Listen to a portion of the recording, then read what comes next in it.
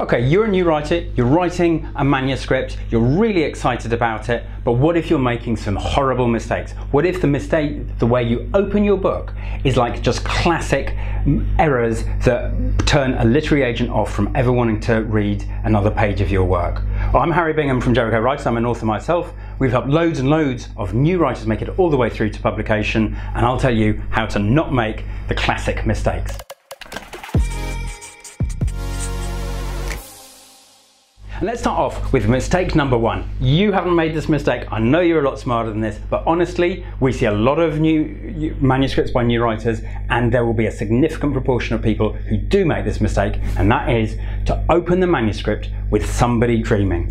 And, you know, just don't do it, okay? It's such a sort of almost school type cliche for how to start a novel. You don't know how to start a story, so you start with, you know, 2 paragraphs of somebody dreaming and then they wake up and, oh, you know, isn't that clever, isn't that exciting? It really isn't a good way to start. You know, even if it were the world's greatest way to start your novel, it's going to strike that literary agent as, oh my God, not another one of these. It's just a bad feeling to have right at the start of the book. So it's a category 1 error. Do not start your book with someone dreaming. But you haven't done that. I know you haven't, so we're fine. We'll move on to the second error, which is also bed related. Okay, it's about somebody waking up. You'd be astonished how many first novels we see that open with somebody waking up. And I think what it is, you know, you're a writer, you've got a blank screen in front of you, you're about to start a book, you've got some ideas about who your character is and what's going to happen to them, but you sort of got to wake yourself up, and you do that by waking your character up. And, you know, they move around the first couple of pages of the book, and they're, I don't know, you know, they're brushing their teeth and getting dressed and yelling at the kids and doing all of that kind of stuff. But the story doesn't really start until page 3 or page 4. And, you know, just delete that whole getting up stuff. Just delete it and open your book where the story starts. My third mistake, it's not such a horrendous one, I have to say, but it is something we see too often, and it is also bed related, okay? It's starting a book with somebody in hospital. And obviously, yeah, look, you know, if you go to the crime bookshelves in any big bookstore, you can find plenty of novels that begin with people in a hospital. But it's really not good. It's just, again, that bed thing. We see so many books that open with somebody in hospital that it's effectively, when you're approaching a literary agent, what you're doing is saying, I am using one of the most trodden ways of opening a book, and you know, it just sends this message to the agent. They're going to worry, oh no, maybe the whole book is equally cliched. So I wouldn't say that's a category 1 error, but unless you really have to have that hospital-based opening, I would avoid it.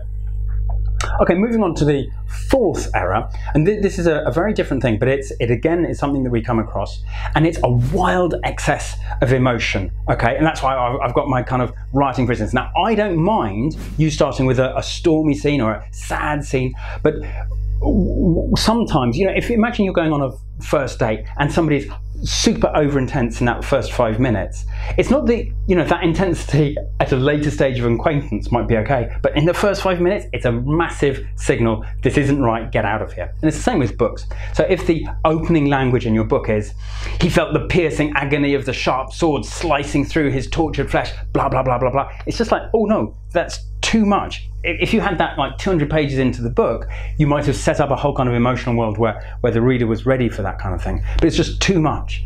And by all means, start with a prison riot or start with somebody in a prison cell. But then you want a much more oblique entrance to that. He saw the bars of sunlight moving across the floor. From where he was sat, he could see nothing of the outside world beyond a narrow strip of cloud. His chains rattled as he moved. That kind of thing.